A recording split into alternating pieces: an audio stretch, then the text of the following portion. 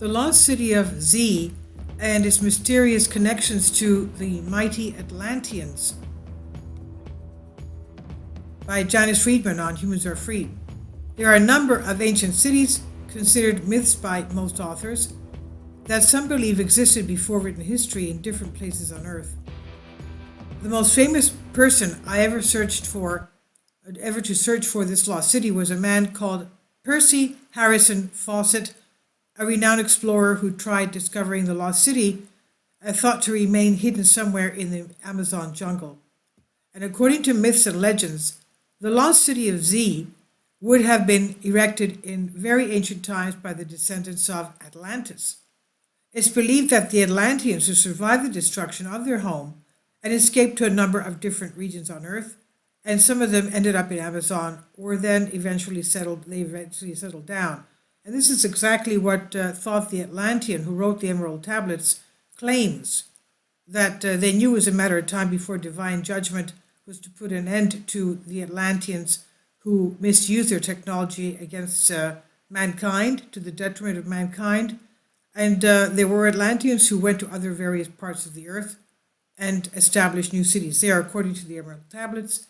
And you'll find the playlist I made for you on the Emerald Tablets, and it's amazing what kind of technology they had.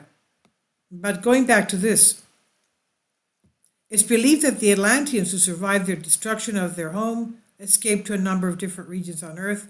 Some of them ended up in the Amazon, where they eventually settled down. Fawcett made 8 expeditions, disappearing in the last in strange circumstances. Did he find the lost city of Z in the Amazonian jungle? Could the last city of Z be connected to El Dorado or Atlantis? And what exactly happened to Fawcett in his last expedition? Kindly support my Patreon account. The daily posts are 5 videos daily, and they are totally different from what I have on my YouTube channel. Thank you so much for your support, and that you find all my content so interesting. You'll find the Patreon account details in the description box. No one seems to have answers for these questions, but where do stories about massive cities made of gold inhabited by powerful beings come from? We can say that part of the stories come from the old continent. In other words, when the European explorers began arriving at the Americas, the myths and legends of supernatural creatures and pseudo-human tribes slowly gave way to stories of massive ancient cities hidden in the heart of the jungle. But what exactly is the reason? Some authors would argue that thanks to the abundance of indigenous communities that the Europeans faced and their exuberant religious rites fed the European fantasies which quickly spread.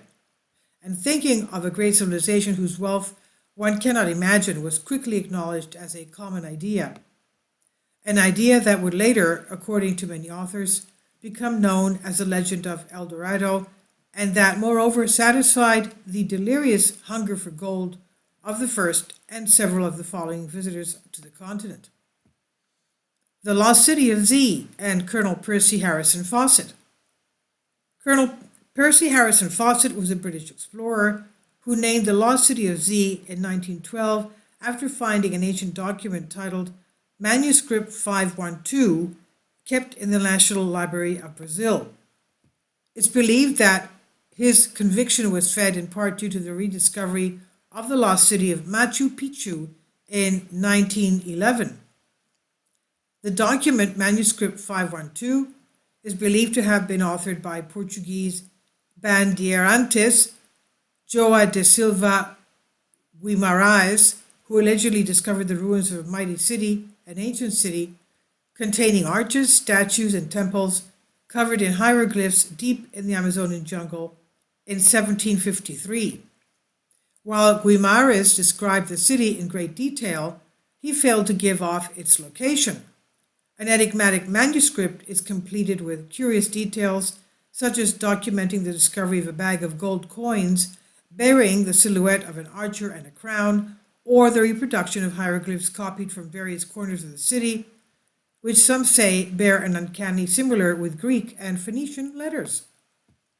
In some way, Fawcett was obsessed with lost cities.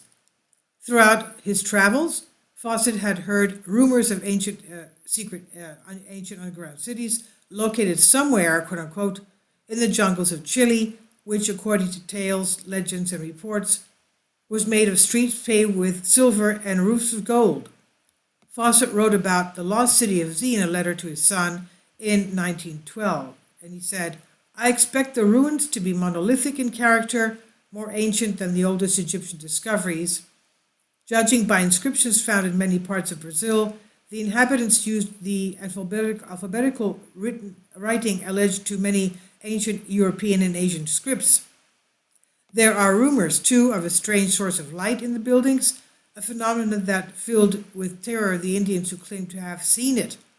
The central place I call Z, our main objective, is in a valley surmounted by lofty mountains. The valley is about 10 miles wide, and the city is on an eminence in the middle of it, approached by a barreled roadway of stone. The houses are low and windowless, and there is a pyramidal temple. The inhabitants of the place are fairly numerous, so they keep domestic animals, and they have well-developed mines in the surrounding hills. Not far away is a second town, but the people living in it are of an inferior order to those of Z.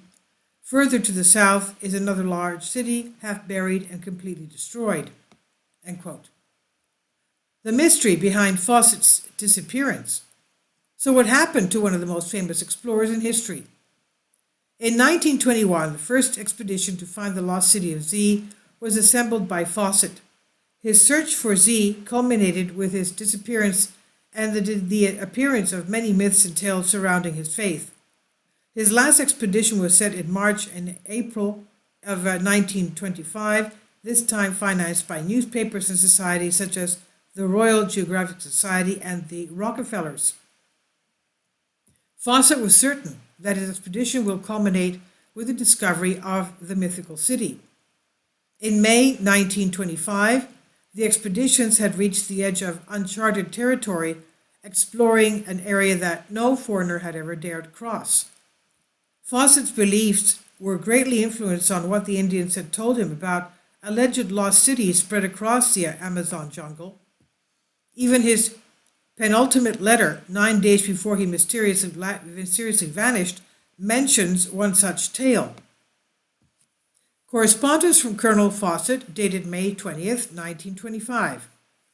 Quote, "I saw the Indian chief Roberto and had to talk with him.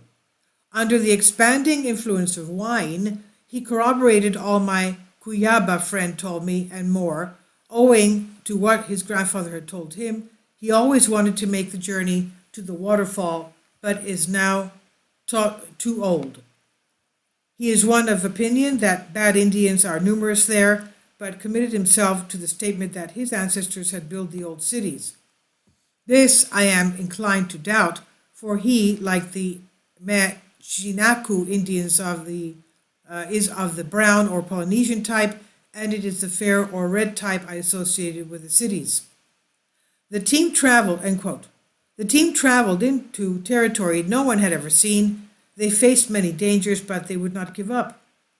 Eventually, they reached the area called Dead Horse Camp, when Fawcett sent back dispatches for another 5 months, finally stopping after the 5th. In his dispatch, he would send a letter to his wife saying, dated 29th May 1925, quote, "My dear Nina, the attempt to write is fraught with much difficulty, thanks to the legends of flies and that pester one from dawn till dusk, and sometimes all through the night. The worst are the tiny ones that are smaller than a pinhead, almost invisible, but sting like a mosquito. Clouds of them are always present. Millions of bees add to the plague, and other bugs galore, stinging horrors that get all over one's hands. Even the head nets don't keep them out, and it's for mosquito nets. The pests fly through them. It's quite maddening. We hope to get through this region in a few days, and are camped here for a while to arrange for the return of the peons, who are anxious to get back, having had enough of it, and I don't blame them. We go on with 8 animals, 3 saddle mules, 4 cargo mules, and a mandrina, a leading animal which keeps the others together. Jack is well and fit and getting stronger every day, even though he suffers a bit from insects. I myself am bitten or stung by ticks, and these pumes, as they call the tiny ones, all over the body. It is Riley I am anxious about.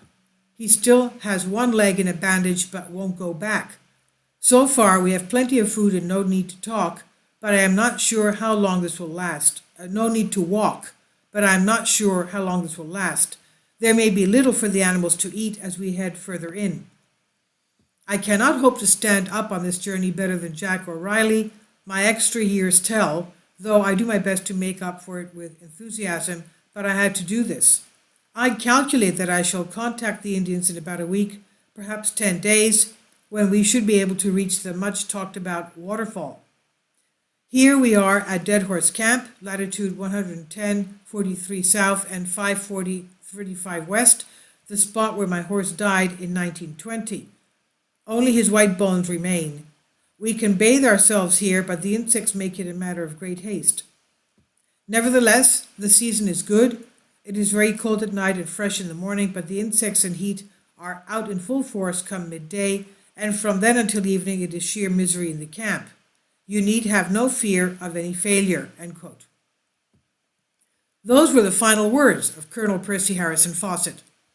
2 years passed and nothing was heard from Fawcett nor his team. This resulted in many expeditions being launched in order to find them. Mysteriously, each expedition suffered the same fate as Fawcett's. Fawcett's disappearance resulted in a total of 13 expeditions being mounted, in which more than 100 people lost their lives, attempting to find not only Fawcett, but the legendary lost city of Z as well. No one knows what exactly happened to Fawcett, his expedition, and to more than 100 people that set out to search for him. Numerous theories were proposed eventually. Some say Fawcett and his team were killed by Amazonian tribes, while others say they may have starved, drowned, or suffered a disease. There are some who also say that they may have been robbed or killed by bandits in the region. This is on Humans Are Free concerning the lost city of Z. Please leave your comments, and thank you for your support.